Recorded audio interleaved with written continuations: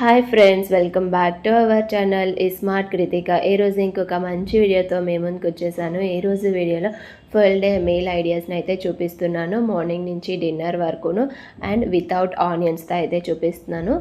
వీడియోని అయితే ఎండ్ వరకు చూడండి, ఇక్కడ స్కిప్ చేయకుండా. అలాగే మన ఛానల్ ఎవరైనా ఫస్ట్ టైం చూసినట్లయితే ఛానల్కి సబ్స్క్రైబ్ చేసుకుని పక్కనే ఉన్న గంట సింబల్ని క్లిక్ చేస్తే కొత్తగా నోటిఫికేషన్స్ వచ్చేస్తాయి. ఇప్పుడైతే బ్రేక్ఫాస్ట్లోకి వెళ్ళిపోదాము. ఎర్లీ మార్నింగ్ బ్రేక్ఫాస్ట్ కోసం అయితే నేను ఇక్కడ సజ్జలతో దోశను ప్రిపేర్ చేయడం కోసం సజ్జలను అయితే నానబెట్టుకుంటున్నాను. 2 కప్పుల సజ్జల్ని వేసుకుని నానబెట్టేసుకోవాలి. 2 కప్పుల సజ్జలకి 1.5 కప్పు మినప్పప్పును అయితే వేసుకుంటున్నాను. కొంచెం రైస్ వేసుకుంటే బాగుంటుంది. నేనైతే ఇక్కడ రైస్ వేయటం లేదు. రైస్ వేయకపోయినా కూడా మనకి దోశ బాగానే వస్తుంది. కొంచెం రైస్ వేసుకోవాలనుకుంటే వేసుకోవచ్చు. మినప్పప్పుని సజ్జల్ని మనం మినిమం 8 అవర్స్ అయినా పెట్టుకోవాలి. ఈ విధంగా 8 అవర్స్ నానబెట్టిన తర్వాత నేనైతే ఇక్కడ తొక్కుపప్పును నానబెట్టాను కదా, మొత్తం తొక్కంతా తీసేకున్న కొంచెం మినిమంగా ఉండేలాగా చూసుకుంటే మనకి మంచి ప్రోటీన్ అనేది లభిస్తుంది. ఆ పొట్టు ద్వారా ఈ విధంగా 8 అవర్స్ నానిపోయిన తర్వాత రెండింటిని ఒక మిక్సీ జార్లో వేసుకుని మిక్సీలో గ్రైండ్ చేసేటప్పుడు కూలింగ్ వాటర్ వేసుకుంటే మనకి దోశ బ్యాటర్ అనేది చాలా బాగుంటుంది. ఈ విధంగా కూలింగ్ వాటర్ వేసుకుని రెండింటిని కలిపి మెత్తగా గ్రైండ్ చేసేసుకోవాలి.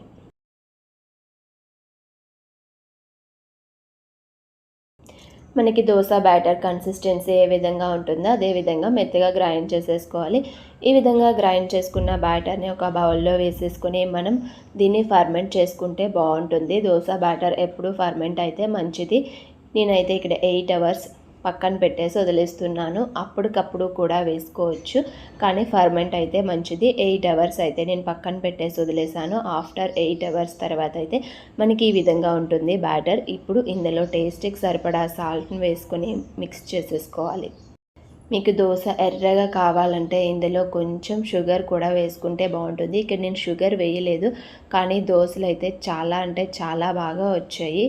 స్టవ్ పై ప్యాన్ పెట్టుకుని ప్యాన్ కొంచెం హీట్ అయిన తర్వాత మనం ఈ విధంగా దోశ బ్యాటర్ని వేసేసుకొని ఈ విధంగా స్ప్రెడ్ చేసేసుకొని కొంచెం ఆయిల్ వేసుకోవాలి. కొంచెం ఆయిల్ పైన అలా స్ప్రెడ్ చేసుకొని మనం దోశను కాల్చేసుకుంటే మంచిగా దోశ అనేది వచ్చేస్తుంది.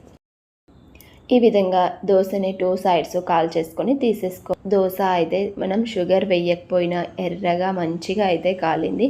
ఈ విధంగా మనకి ఎన్ని దోశలు కావాలంటే అన్ని దోశల్ని వేసేసుకొని తీసేసుకోవడమే. సజ్జలతో ఎప్పుడైనా ట్రై చేయకపోతే ఒకసారి ఇలా ట్రై చేయండి. టేస్ట్ అయితే చాలా బాగుంటుంది.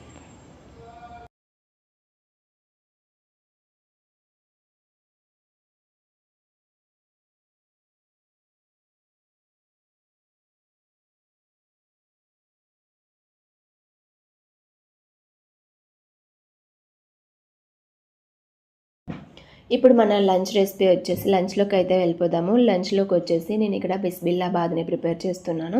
బిస్బిల్లాబాద్ కోసము 1 గ్లాస్ రైస్ని 1 గ్లాస్ కందిపప్పుని వేసుకోవాలి. కందిపప్పుని వేసుకుని 2 టైమ్స్ బాగా వాష్ చేసేసుకున్న తర్వాత వాటర్ వేసుకుని ఒక హాఫ్ అన్ అవర్ లేదా ఒక పావు గంట అయినా నానబెట్టుకుని పక్కన పెట్టేసుకోవాలి.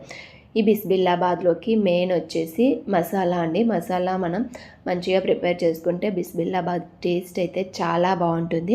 దీనికోసం స్టవ్ పై ప్యాన్ పెట్టుకొని ప్యాన్లో లవంగాలు, దాల్చిన చెక్క, అలాగే మిరియాలు ఒక 6 నుంచి 7 మిరియాలని వేసుకొని ఫ్రై చేసుకోవాలి. 2 టీ స్పూన్స్ ధనియాలు కూడా కొంచెం ఫ్రై అయిన తర్వాత ఎండుమిరపకాయలు 5 నుంచి 6 ఎండుమిరపకాయలు వేసుకుంటే సరిపోతుంది. నేను ఇక్కడ చిన్నవి వేసుకున్నాను. ఇవి చాలా స్పైసీగా ఉంటాయి కాబట్టి నేను కొంచెం మాత్రం వేసుకున్నాను. మీ మిర్చి స్పైసీని బట్టి అయితే మీరు చేసుకున్న క్వాంటిటీకి వేసుకోండి. అలాగే 2 టీ స్పూన్స్ శనగపప్పు, 2 టీ స్పూన్స్ మినపప్పు, 1 టీ స్పూన్ జీలకర్ర వేసుకొని బాగా ఫ్రై చేసేసుకోవాలి.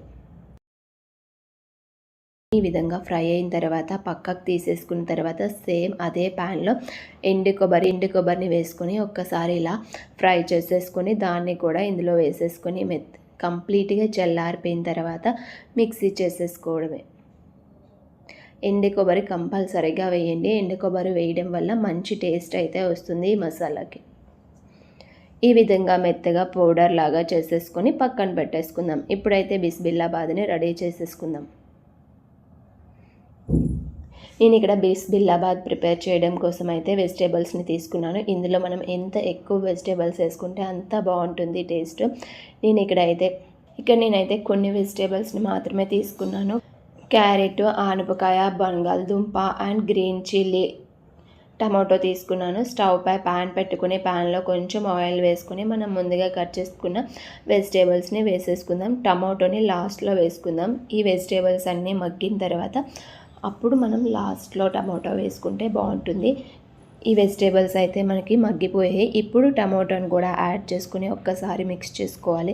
మిక్స్ చేసుకుని మూత పెట్టుకుని ఒక 1 మినిట్ పాటు మీడియం ఫ్లేమ్లో పెట్టుకుని కుక్ చేసుకుంటే మనకి వెజిటేబుల్స్ అనేవి కుక్ అయిపోతాయి, హాఫ్ కుక్ అవుతాయి.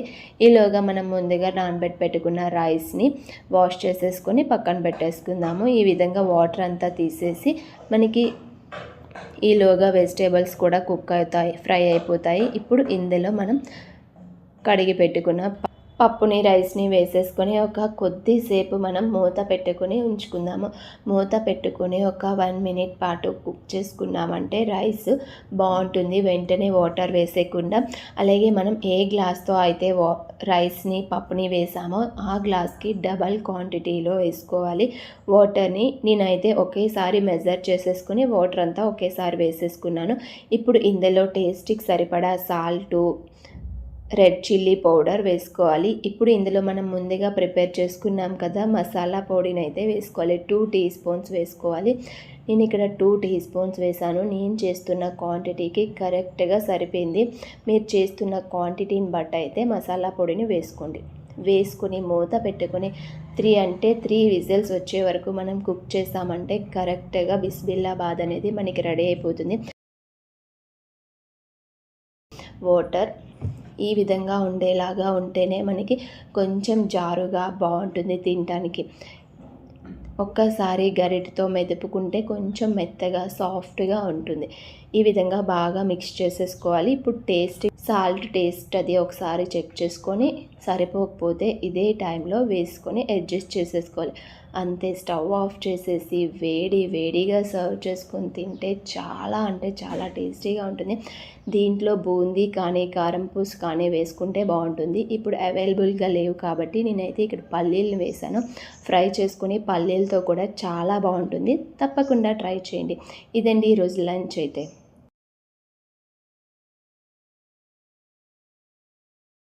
ఇంకా డిన్నర్ విషయానికి వచ్చేస్తే డిన్నర్లో అయితే మేతి చపాతీని అయితే ప్రిపేర్ చేశాను. చాలా సాఫ్ట్గా వచ్చాయి, టేస్ట్ కూడా చాలా బాగుంది. దీనికి కాంబినేషన్లో వచ్చేసి మిల్ మేకర్ కర్రీని అయితే ప్రిపేర్ చేశాను. ఆనియన్స్ వేయకుండా గ్రేవీ కన్సిస్టెన్సీలో చాలా బాగా అయితే వచ్చింది. Meal maker curry, chapati, meal maker curry అయితే కాంబినేషన్ చాలా బాగుంటుంది. ఇదండి డిన్నర్ అయితే. ఈరోజు డిన్నర్ రెసిపీస్ అయితే ఏమీ చూపించడం లేదు. ఈ వీడియో మీకు నచ్చినట్లయితే లైక్ అండ్ షేర్, సబ్స్క్రైబ్ చేసుకోండి. మీరు కూడా ఈ రెసిపీని ట్రై చేసి ఎలా వచ్చిందో కింద కామెంట్ సెక్షన్లో కామెంట్ చేయండి. ఇంకొక మంచి వీడియోతో మళ్ళీ కలుసుకుందాం. Bye bye.